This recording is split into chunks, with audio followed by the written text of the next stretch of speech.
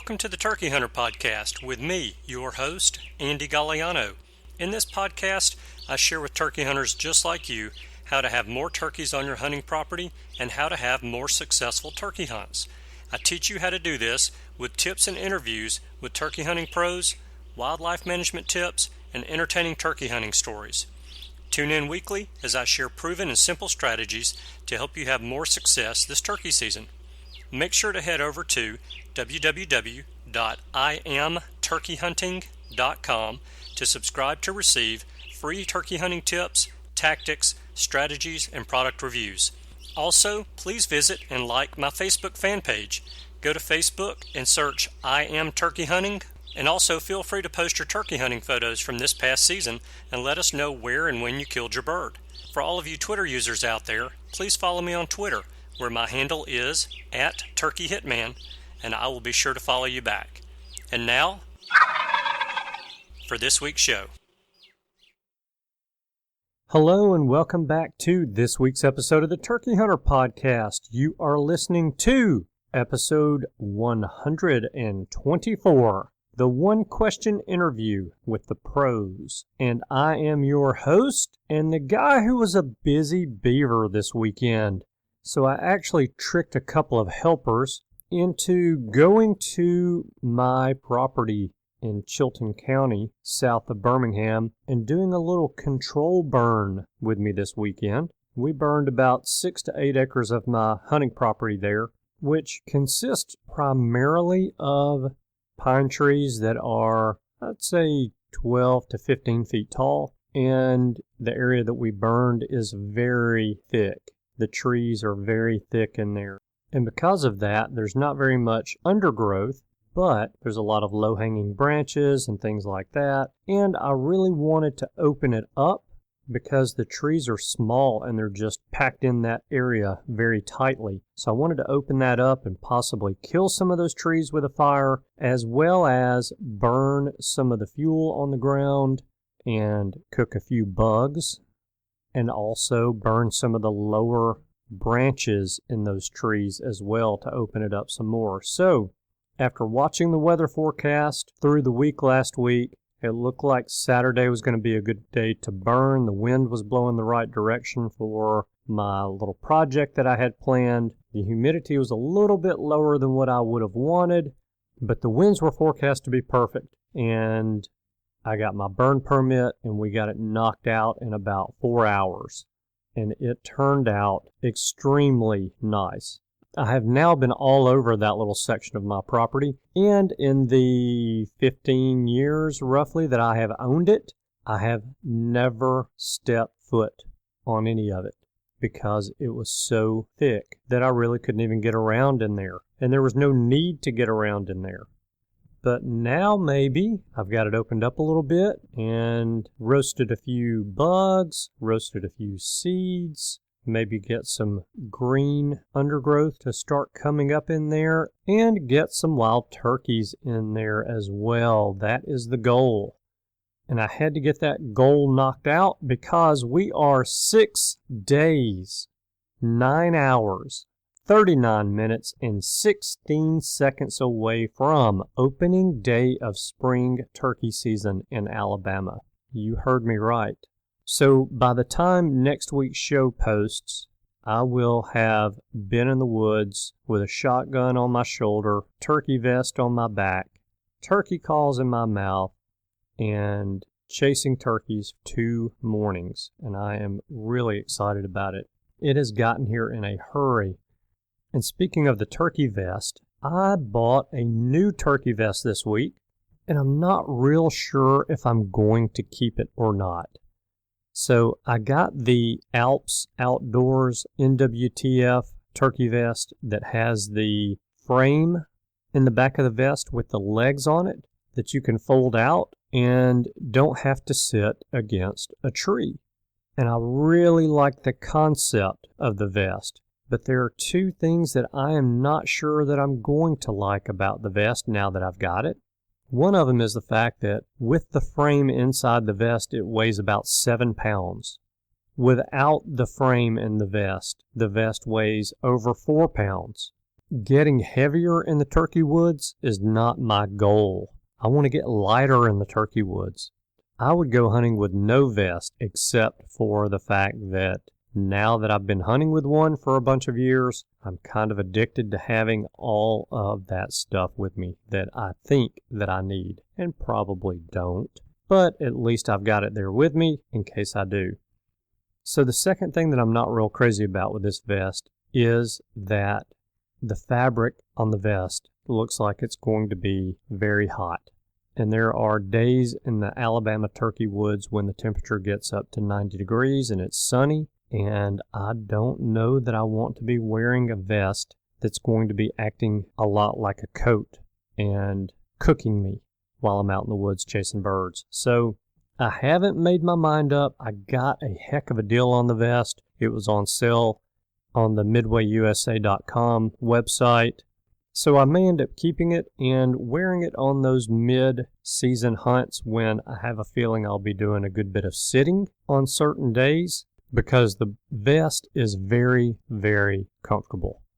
And I think that I could sit in the woods for a long while wearing that vest. So just trying to decide what to do here. Also this week, I got some camo Danner boots that are 8 inches tall, and I'm in the process of wearing those around the house to try to get them broken in. Those are going to be the boots that I take on my hunting trip to Arizona this year to climb around in the mountains. So I don't think that I'm going to need my rubber boots that I wear here in Alabama. I don't think that I'm going to be in a lot of swampy area chasing birds in the mountains in Arizona and Utah. So probably no need for those boots, but these smaller hiking style boots I think are going to come in very handy.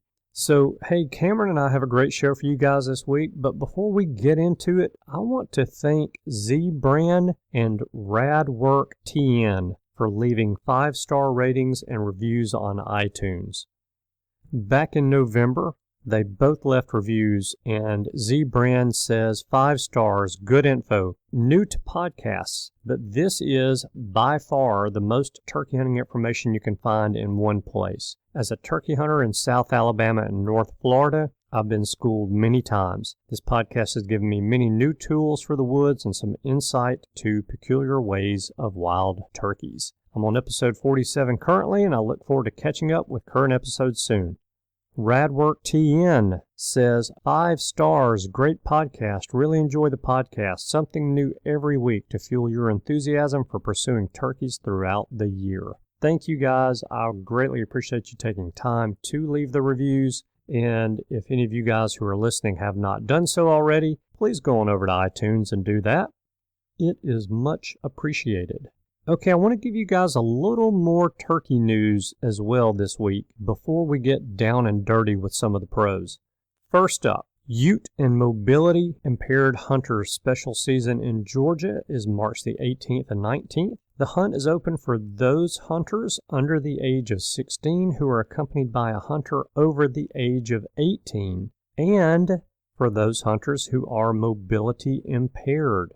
So check www.georgiawildlife.com/hunting/regulations for all of the details on that hunt, and get out there if you're a Ute hunter or a mobility impaired hunter and take advantage of this special season that's available to you. Secondly, beginning March the 20th, Indiana Ute turkey hunters under the age of 18 may apply by phone or in person for reserved Ute turkey hunts during the Ute turkey hunt season on April the 22nd and 23rd on certain DNR properties in the state.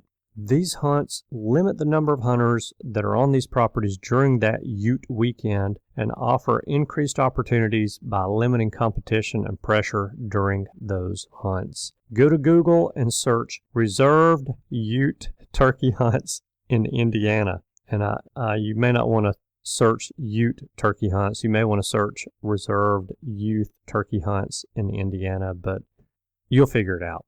Okay, number 3, Alabama turkey hunters who spend 10 or more days in the woods each spring chasing turkeys are asked to participate in a survey of avid turkey hunters to help provide info for the conservation and management of eastern wild turkeys in the state.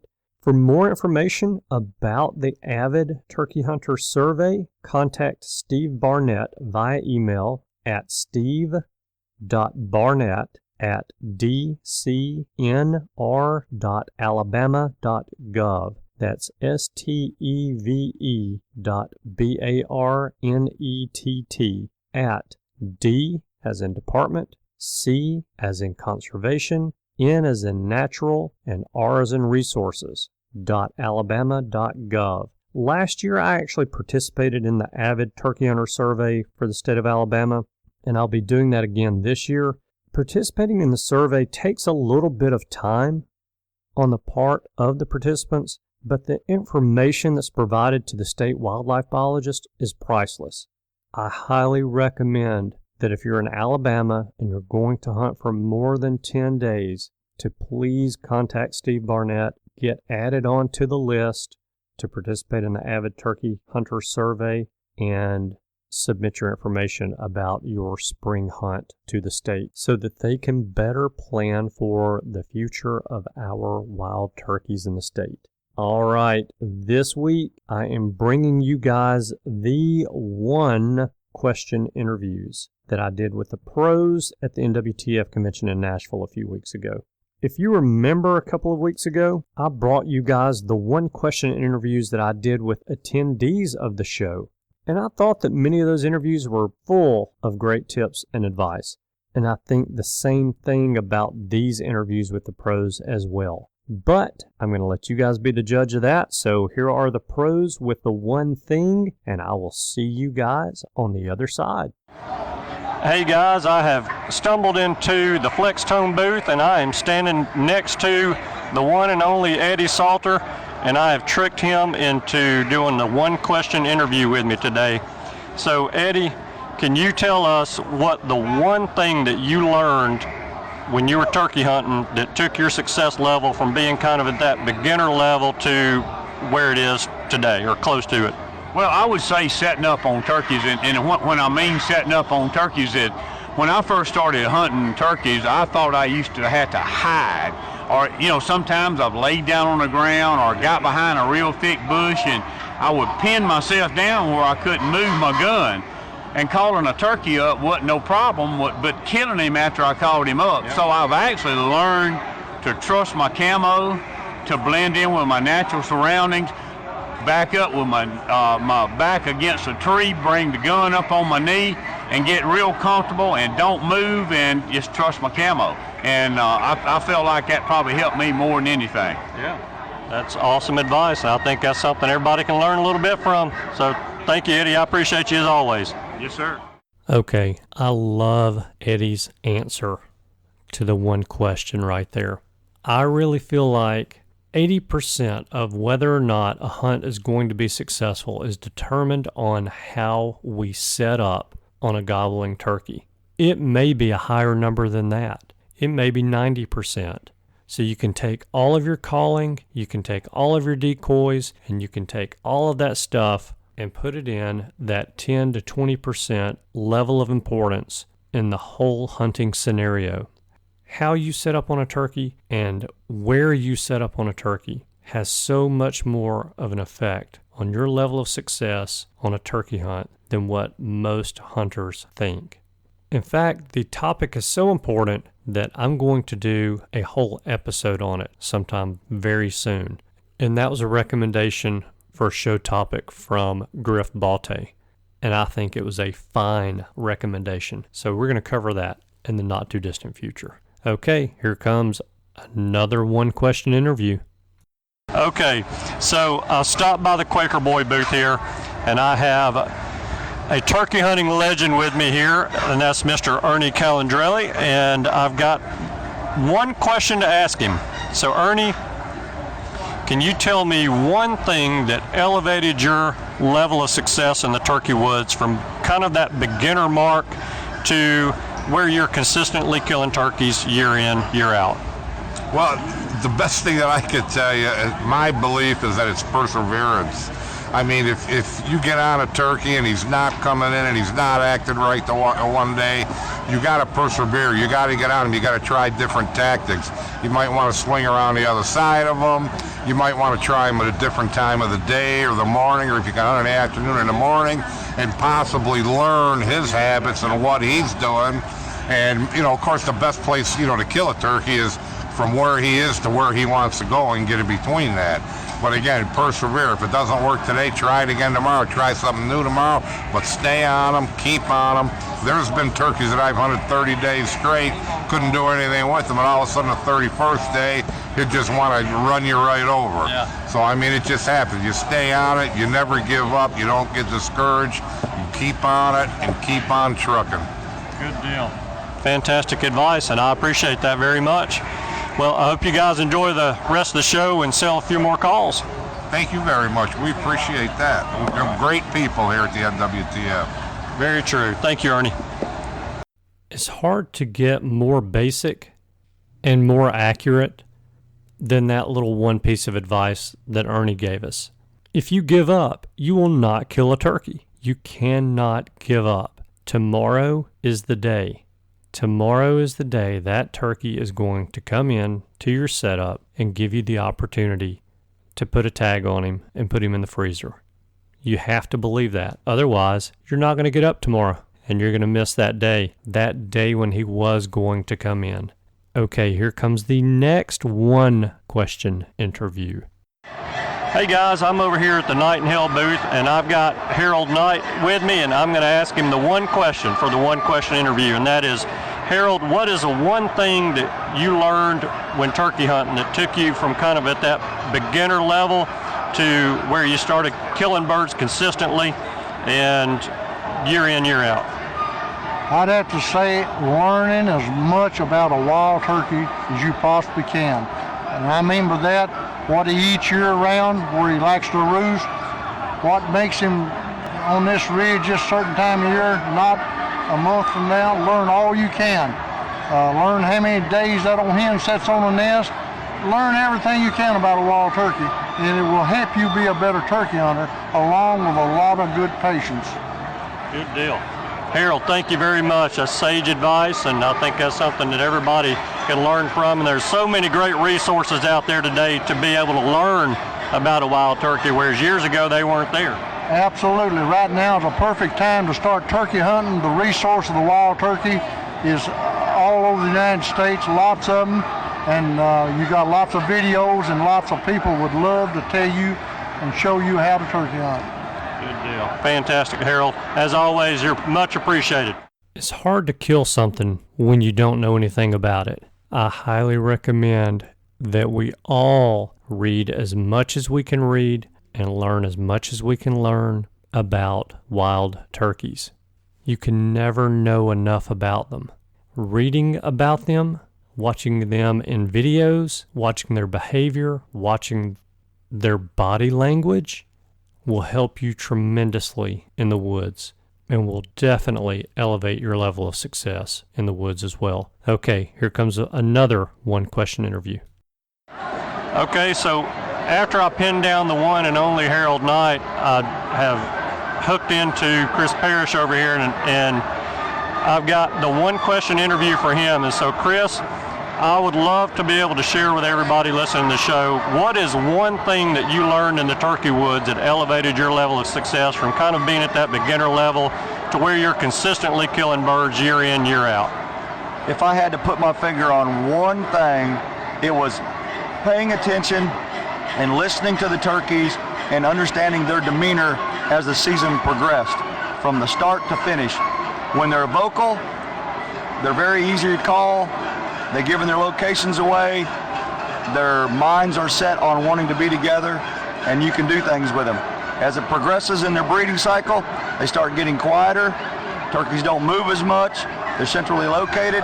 You got to adjust yourself and your tactics and your calling to that. As the season progresses even more and the hens start leaving, more vocal going on, you can get vocal. Turkeys are moving more. You adjust your pattern from there. Paying attention to how those turkeys are acting through their stages of the breeding cycle is the key to killing turkeys year in and year out, no matter where you go. Awesome advice. Thank you so much for taking a few minutes out of the busy show here to share that with us. I know there's a lot of people that can learn from that. Thank you. There you have it again. So is it important to learn about the animal that you're hunting? Two of the pros seem to think so. If you haven't already read it, buy a copy of Illumination in the Flatwoods by Joe Hutto and read it. Read it multiple times. I have read that book probably 7 or 8 times, and every time I read it, I pick up something else about the behavior of a wild turkey. A lot of the things in the book are not going to jump out at you. You'll have to really pay attention. It is a great story, and I would probably recommend reading it first time for the story, reading it the second and the 7th and the 12th time to learn about the behavior of the wild turkeys. Here is one more one-question interview.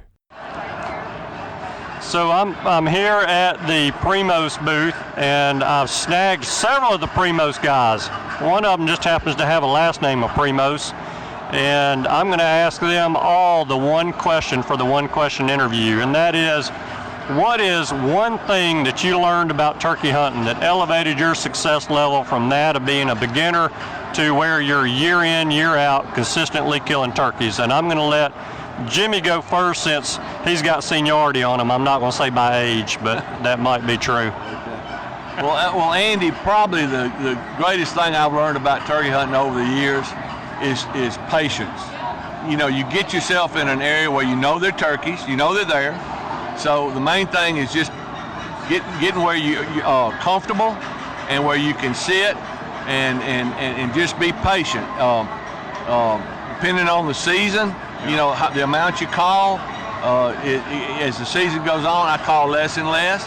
Just be patient and wait for something to happen. Now, Wilbur, on the other hand, is the example of no patience. He is the run and gun type. If he sits for 5 minutes late, Jordan, and nothing happens, he's up and he's gone. Now he kills turkeys, but he covers a lot of ground, and I don't know how many turkeys he runs off. But patience, I think that's the main weapon that a turkey hunter can learn and have. Awesome. That is great advice. Jordan, how about you? What do you think? Well, the number one thing that has increased my success in the turkey woods is going with people that know what they're doing. I learn from them. I mean, it's hard to learn if you don't go with somebody that doesn't know what they're doing. Very true. So he hunted with Cuz. He came from Nashville. Okay. So he hunted with Cuz a lot. I spent a lot of time in the woods with Cuz and several other guys that are just turkey hunting legends, and that has helped me over the years. It's greatly increased what I know to do and when to do it and everything about it. So, That's great advice, and I think even people who are getting into the sport, if they'll focus on trying to find a mentor, they can find one. There are forums out there. There's so many resources today to be able to find somebody that can help teach you about turkey hunting. A good turkey hunter never quits learning. That's true. No matter how old you get, you're always learning how to hunt. Very true. That's very true. All right, so Lake, what is the one thing for you? I'm going to go with patience, like Jimmy said. Okay. I'm going to go a little bit different angle on it. I think, you know, a lot of people, you see it. I mean, you see a lot of hunts like that on TV. You'll see birds that you call to them and they see the turkeys run in instantly and they just boom. And that happens sometimes. It happens like that, and that's great. But a lack of patience in that aspect, I think, has saved a lot of turkeys' lives, because people, especially new hunters, will sit down, they'll yelp, they'll hear a turkey, they'll answer them, and then maybe they'll keep answering, they hang up, or they get quiet for a little while and they think, man, this ain't working. They get up and they try something else. When really, if they let that, you know, they sit and they learn and they wait and they let the turkey kind of dictate, you know, what's going on, sit in that spot a little bit longer, you know, maybe that turkey's got hens, maybe that turkey's, you know, just kind of, maybe he's an older turkey and he's just taking his time getting there, you know, coming in quiet. But patience in that aspect, it really helped me be a lot more successful in the woods. That's fantastic advice. I used to have a rule after I bumped a lot of turkeys, because I'd sit down and think, oh, I'm not in a good spot, and I'd stand up. I used to have a rule that when I sat down on a turkey, I would sit there for 1 hour and I would not move. But what I realized as I've gotten older is that I seem to sit down in a lot more ant beds, and I have to get up before that hour's up. But I think it's a great rule. I killed a lot of turkeys doing that. But another rule to add to that is before you get up, do a crow call, do something loud, because a lot of times them turkeys sneak in, they'll be right there with you. You're right. And you don't even know it. So you're right. Awesome, guys. Thank y'all so much. I appreciate that. That was more than I bargained for, so thank you. No extra charge. Oh, no fantastic. Good deal. Good deal. All right. Well, then how about if I just say, if y'all need some turkey hunting gear, check out Primos. You will not be disappointed with the quality or the selection. There's that word patience again. I got that a whole lot when I did the interviews with the attendees of the NWTF convention. And now we've got it from a pro. And you already know I love the advice of having a mentor. It's one thing to learn from a wild turkey gobbler in the spring woods, but it's another to learn from someone who's been there, done that, and can help you get past those mistakes and get you to where you're having success a lot more quickly. If you know of someone who is experienced in the turkey woods who will take you turkey hunting, you better jump at the opportunity when you get it to go with that person. And if you don't know of someone, get out there and dig around. Get on those forums and dig around and see if you can find someone to take you turkey hunting. Offer to take them on your hunting property. Offer to take them to your turkey honey hole. And you may just be surprised at who takes you up on it. All right, here comes one more interview. Hey guys, I've come into the Zinc and Avian X booth over here, and I've pinned Matt Morrett down up against the case where all the calls are because he tried to sneak off from me. And I've got the one question for the one question interview, and that question is, Matt, what is the one thing that you learned that elevated your success level in the turkey woods from kind of being at that beginner stage to, you know, where you are today? I'll tell you, I'll be real honest with you, and I'm going to tell you who made this statement to me, and I watched it happen, and how and I've been turkey hunting for a long time at this point, is, always try perfection and try to sound like a hen every time you go to the woods. Don't just make noise. The more you perfect your turkey calls, the more gobblers are going to call in. I was hunting with Ray I in New York one day, and we stopped in some state ground turkey gobble way off. This turkey had been yelped to a million times without a doubt. Yeah. And I said, man, we got to get closer. He goes, watch this. And we killed that turkey. It came 500 yards. He goes, Matt, when you sound like a hen, pressure, whatever, you're telling that turkey what he hears every day. So if it was one thing, it's trusting your calls and always strive to get better, more realistic. With the stuff we have out there today in technology, hen sounds, YouTube, whatever, there's no reason not to sound like a turkey. Whether it's a friction call, a mouth call, or whatever, do the best you can when you go out there to talk to that turkey in their language. Don't just make noise to make him gobble. Talk to him, and that'll help you. I guarantee you that'll call more turkeys up. Yeah, that's awesome advice. So you're telling me I don't need to just throw a call in my mouth the day before season and run out in the woods and squawk on it? Well, that's up to you. Everybody can go the way they want to, but with what's available today, we all should get better at our craft. And when you're out there, if I hear a hen yelping, I want to sound like her. Yeah. Or if I don't sound like her, I want to work on something to make myself sound like her. Every turkey that I set up on, I think about what I'm going to say to them, and it becomes natural, just like us speaking here today. Yeah. Eventually, you learn the language, and it definitely brings the odds up more in your favor. Good deal. Matt, I really appreciate the time. I know you guys are crazy busy. It was a great day in here yesterday, and I appreciate you taking a couple of minutes to chat with us. Absolutely, buddy. Have a great spring. All right, you too. Thank you. Practice, practice, practice, practice, practice. Practice your calling. If you don't have 2 or 3 turkey calls in your vehicle right now, I have to ask a question of you. What is wrong?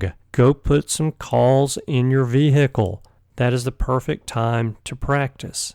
And buy a CD that has real hen sounds on it, that has real hen calling on it, and listen to them. Listen to the cadence. Listen to the pitch. Listen to the tone. Duplicate those calls. Get good at it, and you won't regret it. Heck, I don't know how you can regret eating turkey. Okay, here comes another one.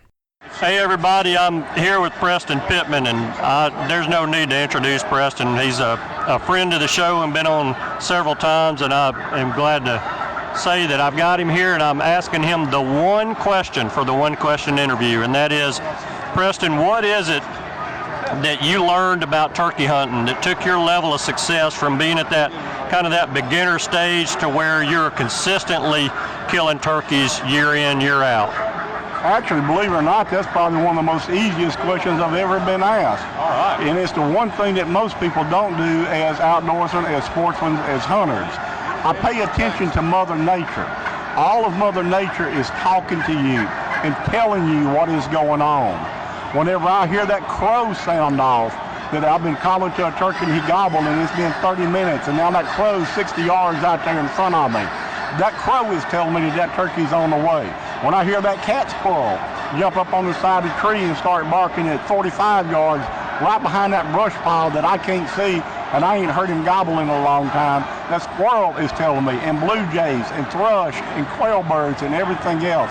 So pay attention to everything that you hear in the woods, or as I like to say, see with your ears, and I promise you, you'll put at least one more good gobbler in your bag.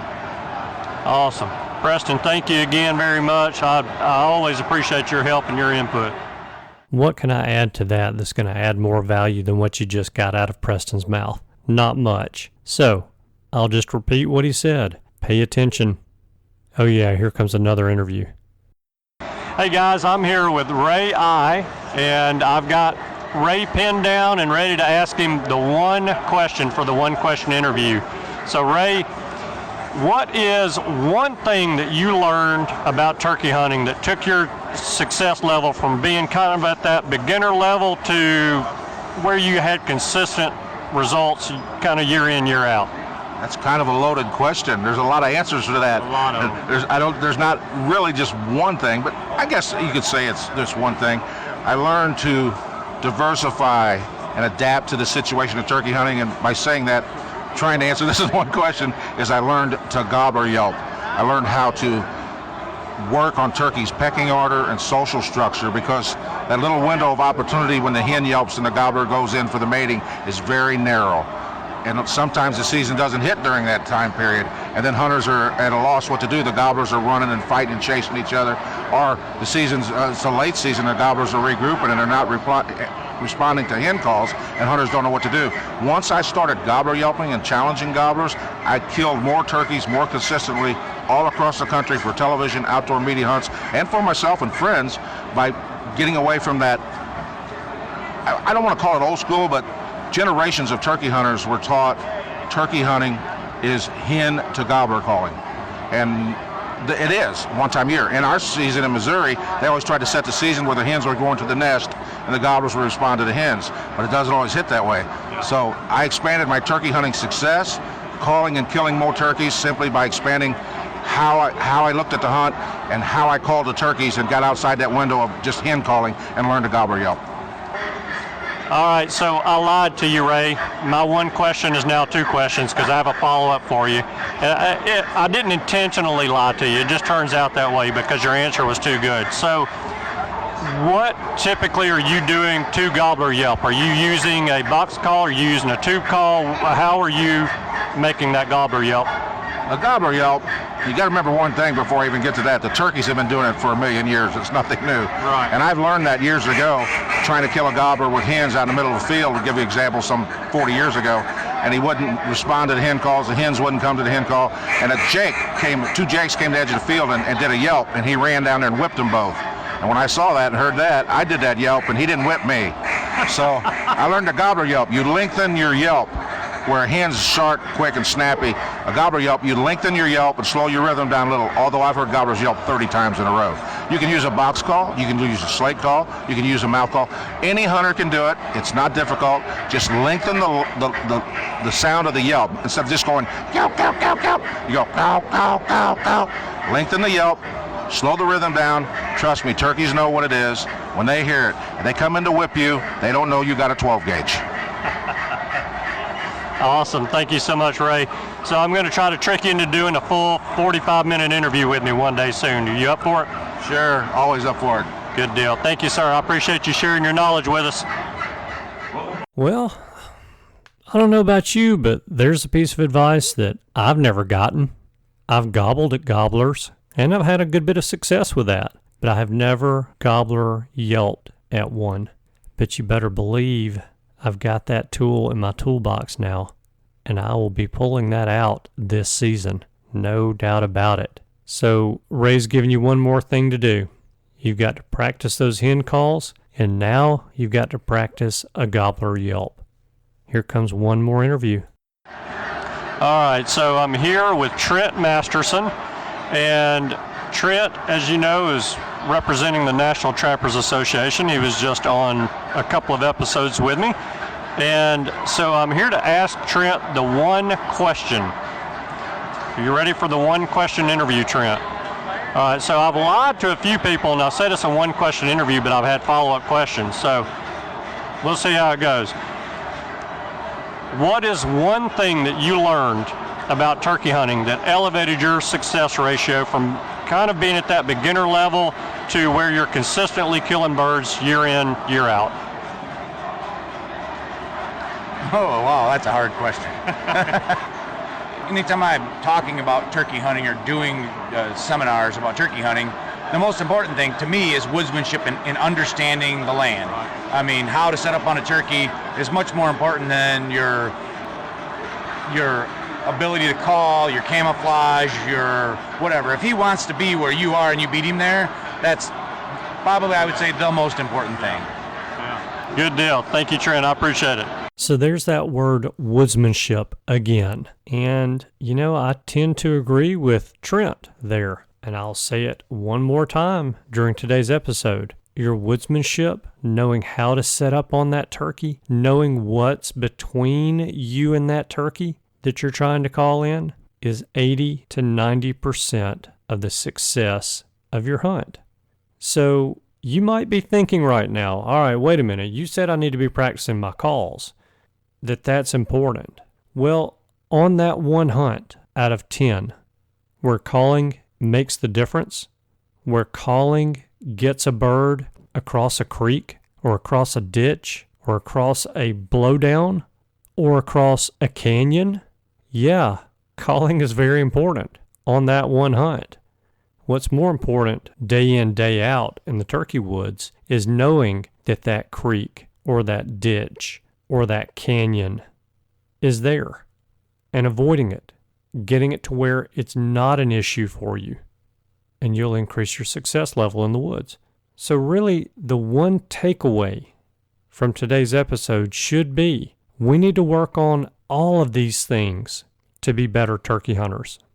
There is not one thing that will make you a better turkey hunter. There are lots of one things that will make you a better turkey hunter, and we need to work on all of those things. Okay, so did you guys get anything out of these short interviews with those guys that might help you this spring? Whether you did or you didn't, I would love to hear from you. Email me at andy@imturkeyhunting.com and let me know if you enjoyed the interview and you got something out of it. Now, if you did enjoy it and you did get something out of it, then I've got another episode coming up very soon that I think you are going to really enjoy. I may have gone a little bit crazy, and I strapped a microphone onto the Turkey Hunter podcast intern Cameron, and I sent him on location to conduct some mini interviews. Not M-A-N-Y interviews, but M-I-N-I interviews with some pros. A lot of the names you'll recognize from being past guests on this show. So keep an eye and ear open for that episode. It will be coming up in the not-too-distant future. And before I let you go this week, you know I'm going to ask you for one favor. So the favor's a little bit different this week than what I normally ask of you. So if you guys would, if you are on Facebook, please go to facebook.com/IamTurkeyHunting and scroll down on the page until you find the post for this week's episode of the Turkey Hunter podcast. And in the comments section of that post, I would like for you to tag one of your hunting buddies that's on Facebook. Just one of your hunting buddies. If you want to tag 5, that's great, but I'm only asking you to tag 1. And for those of you who don't know how to tag someone in Facebook, go to the comments and type in your hunting buddy's name. And when his or her name pops up on the screen, click on it. It will automatically populate that name in the blank. You can click enter or submit, and that will tag that person on this episode's post in Facebook, and your friend will be notified that you tagged them. Okie dokie. So that's all that I've got for you guys today. Thank you so much for tuning in this week. I know that you have choices. I appreciate you spending your time with us. I hope you have a wonderful week, and I look forward to seeing you again next week. Goodbye. Thanks for tuning in. You were just listening to the Turkey Hunter Podcast. If you enjoyed the show, please go on over to iTunes and leave a 5-star review. And make sure to head over to www.iamturkeyhunting.com to subscribe for free turkey hunting tips, tactics, strategies, and product reviews to help you have a more successful turkey season. And stay tuned for upcoming episodes on hunting afternoon birds, how to film your hunt, and the breeding cycle of hens, as well as some guest interviews. Thanks again for listening. We know your time is valuable, and we appreciate you sharing some of it with us. See you next week.